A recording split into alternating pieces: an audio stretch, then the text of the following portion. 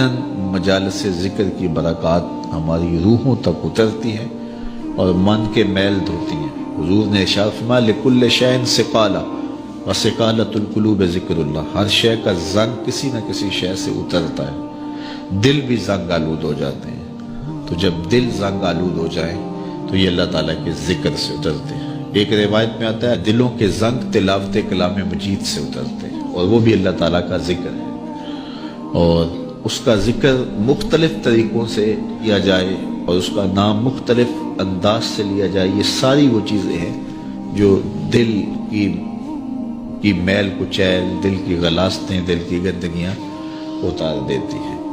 اور دل مصفہ اور شفاف ہو جاتا ہے۔ حضرات صوفیہ تو کہتے ہیں جب کوئی بندہ ایک مرتبہ کہتا ہے اللہ، تو اللہ تعالیٰ اس کی طرف 70 مرتبہ نظر رحمت سے دیکھتا ہے، اور جب اللہ تعالیٰ کسی بندے کی طرف نظر رحمت سے دیکھتا ہے اس کے 70 گناہ جل کے راکھ ہو جاتے ہیں۔ تو اس لیے جب کوئی بار بار اللہ اللہ پکار رہا ہوتا ہے تو اللہ تعالیٰ کی رحمتوں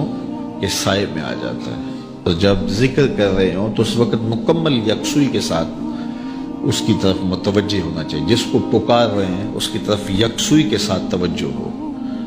اور وہی ذکر حقیقی ذکر ہے۔ حضرت شیخ فرید الدین عطار علیہ رحمہ فرماتے ہیں ہر عضو بدن کا الگ ذکر ہے،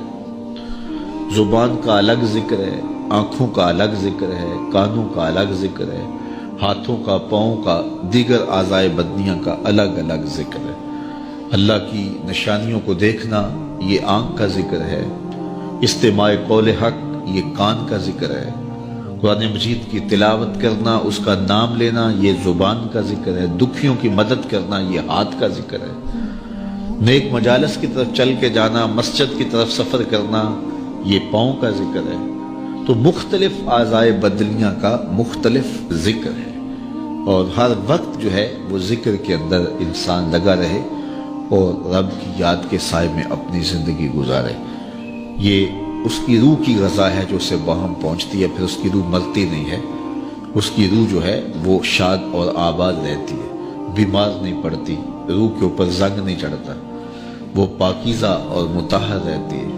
تو مجھے اور آپ کو اپنی روح کا سامان کرنا چاہیے اور اللہ کا ذکر پوری یکسوئی کے ساتھ، پوری توجہ کے ساتھ، پورے انہماک کے ساتھ۔ ہمارے صوفیاء نقشبندیہ تو کہتے ہیں جب سالک کہے اللہ،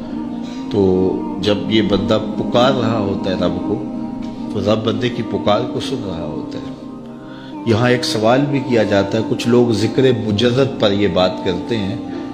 کہ جب آپ کہتے ہیں اللہ تو اس کے بعد کچھ نہیں کہتے، پھر کہتے ہیں اللہ، پھر کہتے ہیں اللہ۔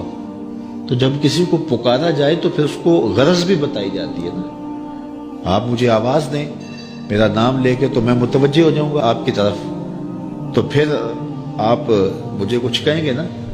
کہ جناب ہم آپ کے پاس آئے ہیں ٹائم لینے کے لیے یا کوئی اور غرض کے لیے، کسی اور مقصد کے لیے، تو وہ آپ غرض بتائیں گے مجھے۔ تو اگر آپ مجھے آواز دیں، مجھے رضا ثاقب کہہ کے پکاریں اور میں آپ کی طرف توجہ پذیر ہو جاؤں، آپ پھر دوبارہ کہیں رضا ثاقب، تو میں پھر کہوں گا جی، آپ پھر کہیں،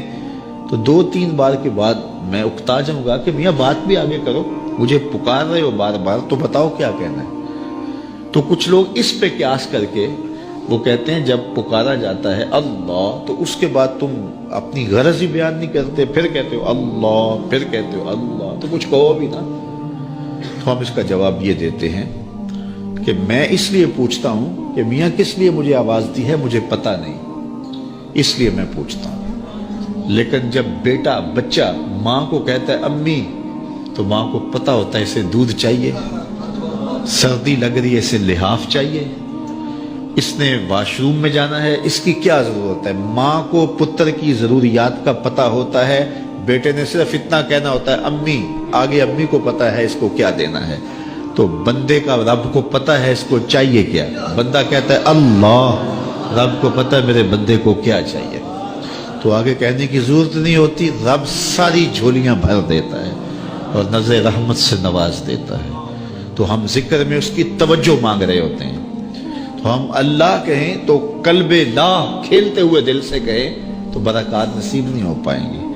اس لیے ہم جب اللہ کہیں تو ہمارا رواں رواں اس کو پکار رہا ہو، ہمارے خیال ہماری سوچیں اس کی جانب ہوں، اور جب اللہ کہیں تو ساتھ ہی جھولے بھی پھیلی ہوئی ہو کہ اب مالک کی رحمتیں ہمارے اوپر اترے گی، تو پھر دیکھنا کہ ذکر کی لذتیں اور کیفیات کتنی نصیب ہوتی ہیں۔